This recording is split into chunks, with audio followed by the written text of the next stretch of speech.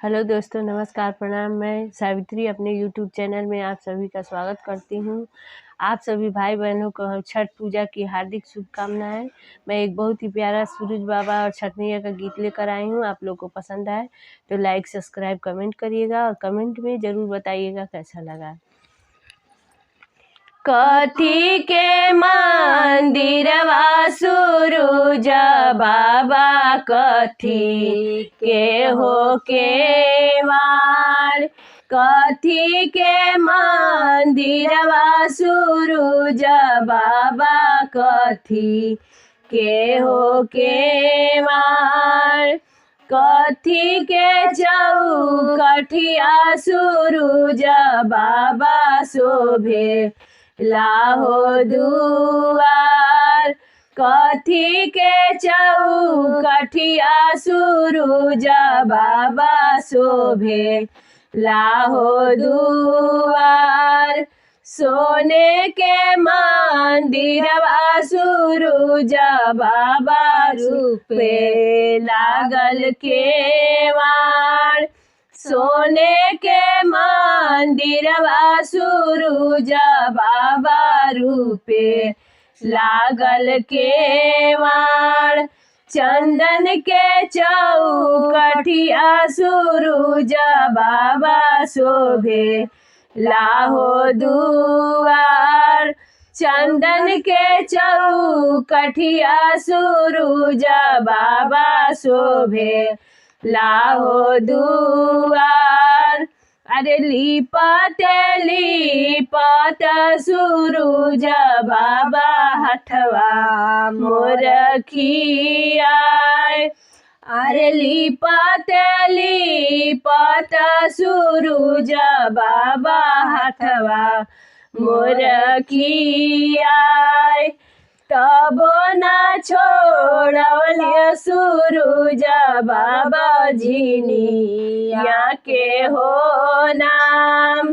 तबो न छोड़वलाय दीत बाबा झिनिया के हो नाम।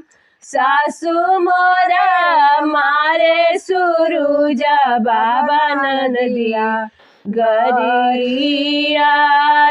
सासु मोरे मारे सूरज बाबा ननदिया गरिया। गोतिनी बैरनिया सूरज बाबा बजनिया धैलीना। गोतिनी बैरिनिया सूरज बाबा बजनिया धैलीना।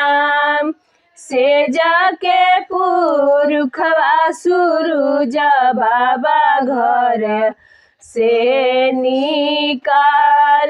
अरे से जाके पुरुषवा सूरज बाबा घर से निकाल। टोलावा के लोगवा सूरज बाबा देले लुलुआई।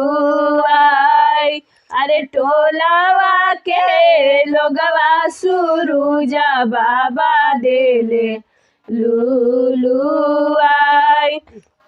चुप रह चुप होती बाई पटोरवे पोछलोर।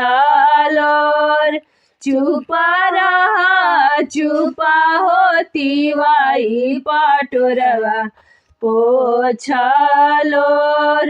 तोहरा के देबो एतिवाई गणपति ऐसन पुत्र। तोहरा के देबो एतिवाई गणपति ऐसन पुत्र। सासु तोरे मनिहे एतिवाई ननदिया मंगी है नेग।